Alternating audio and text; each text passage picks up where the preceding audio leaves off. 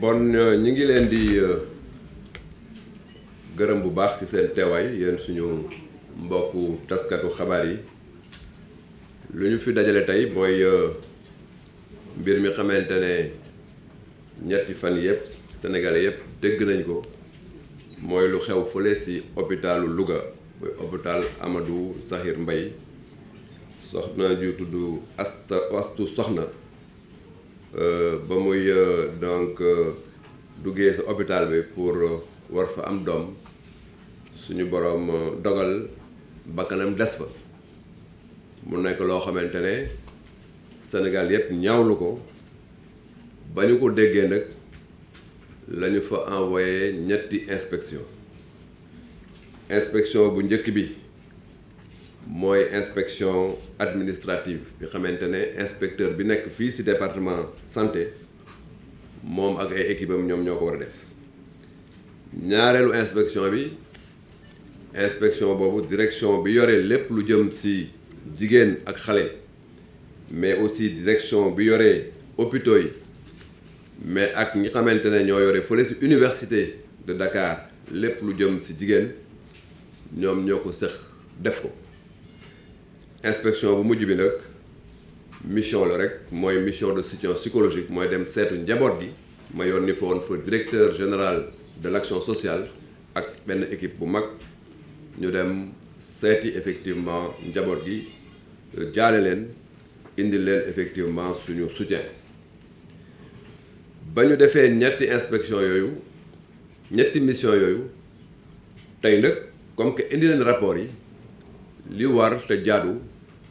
mooy ñu ñëw devant l'opinion devant sénégalais yépp pour wax leen inspection yooyu lan la ñu indi comme information pour que sénégalais yépp mën ko xam bon nag ma jéem a leen wax lan moo nekk ci rapport d'inspection yooyu li ñu mën a jot mooy que ne madame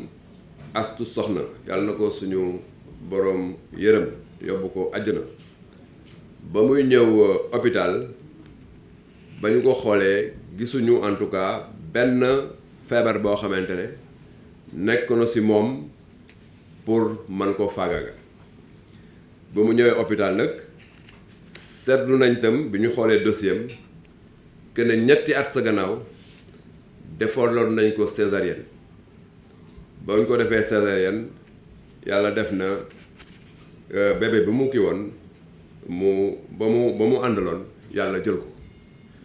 loolu césarienne boobu mu ngi am le 30 mars 2019 à 4h40 du matin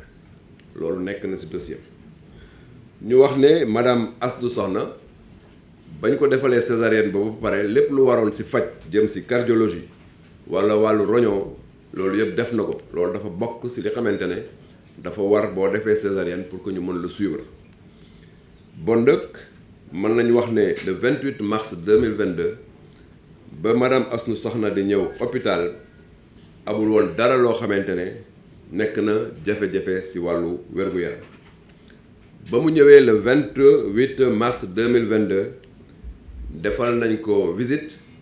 ba pare ne pour que ñu def bilan boo xamante ne dañ koy préparer pour que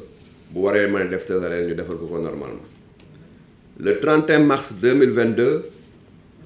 moom aussi mu dellu si ba muy ñëwaat hôpital moo ñëwal boppam mais ba muy ñëw dafa commencé woon am ay méttitu biir ñu entré ko ndëkk téye ko hôpital bi dañ ko téyee le 31 ba ñu xëyee le 1er avril ci 6h50 la ñu parents yi woo ñëw sage-femme yi ne leen ñu ñëw xool Astou Soxna sage-femme bi mu ñëwee woo gynécologue bi ñu seetlu ne effectivement suñu boroom jël na ko bon dëkk loolu moo waral li ñuy wax audit ñu vérifier est-ce que loolu jaadu na am déet mission yi fa demoon li ñu noté mooy que ne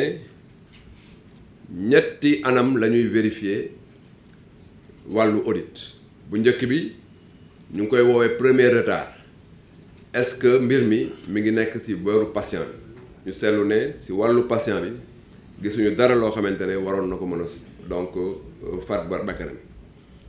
beneen bi mooy wàllu environnement bi ak wàllu trajet bi nan la ñëwee ba hôpital foofu tam gisuñu fa dara loo xamante ne war na mën a indi donc tolof-tolof. li mission bi conclure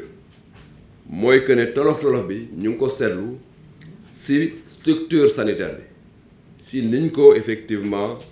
jëlee ci biir hôpital bi loolu nag ci wàllu diagnostic bi lañ ko seet donc ni saytu bi des na mais aussi ñu seet ko ci wàllu prise en charge bi ak surveillance bi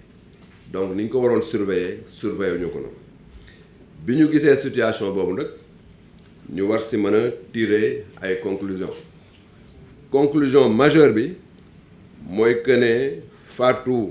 madame Astou Sokhna ñu ngi ko tuddee décès maternel évitable mooy que ne gannaaw ndogalu yàlla nekk na loo xamante ne waroon nañ ko mën a donc saafara waroon nañ ko mën a moytu expression tubaab bi mooy dañ ko considérer comme un décès maternel évitable à travers une bonne évaluation de risque c'est-à-dire bu ñu ko toppatoo woon bu baax ci diagnostic bi évaluer risque bi ba pare surveiller ko bu baax gannaaw suñu borom Astou Sokhna doon na mucc ci situation boobu nag il fallait que ñu jël ay décision bu njëkk bi ñu jël mooy que ne ñu suspendre directeur hôpital bu ngeen seetloo conseil des ministres bi ñu def démb jël na ndogal boobu pour dindi directeur hôpital bi indi fi beneen directeur bu tudd Abdallah Gueye en parenthèse d'ailleurs Abdallah Gueye boobu maa ngi ko fekk mu nekk directeur hôpitalu Pikine bi ma fi ñëwee en 2017 moo nekk directeur hôpital Pikine ba 2021 mars 2021 mai 2021 plutôt moo indi ko fii mu ñëw renforcer nouvelle direction générale des établissements de santé bon donc loolu c'est une information extrêmement importante parce que 2017 ba may ñëw fii laa ko fekk mu nekk directeur u Pikine te mu ngi fi jógee il y a pas longtemps en mai 2017 ma indi ko mu renforcer une nouvelle direction générale ba xamante ne maa ko fi teg compte tenu de sa compétence et de son sérieux loolu élément d'information la pour quand même mettre de côté yenn fake news yoo xamante ne des fois mën na jaxase xelu nit ñi. beneen décision bi ñu jël mooy ci biir hôpital bi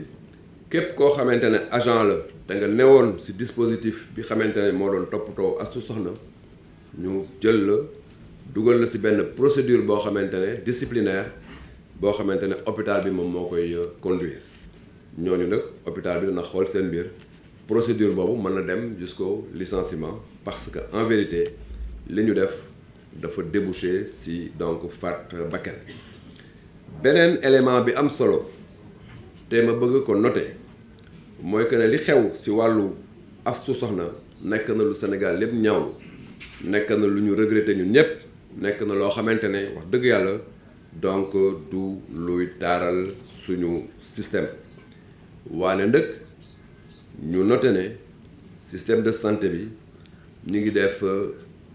liggéey bu mucc ayib ñu ngi def liggéey boo xamante ne liggéey bu am solo la surtout ci temps yi passé renforcer nañ ko considérablement mais ay jigéen ak ay góor ñoo xamante ne ñoom ñoo ci nekk ay agent de santé di liggéey boo xamante ne liggéey bu Sénégal yépp rafetlu daa mbir mi metti na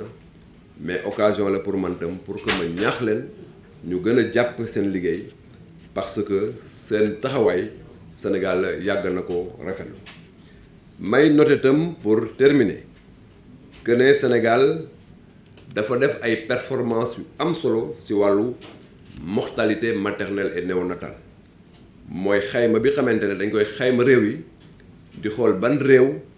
moo gën a am situation yi ñuy dund tey mooy jigéen bakkanam dem ci wàllu donc njur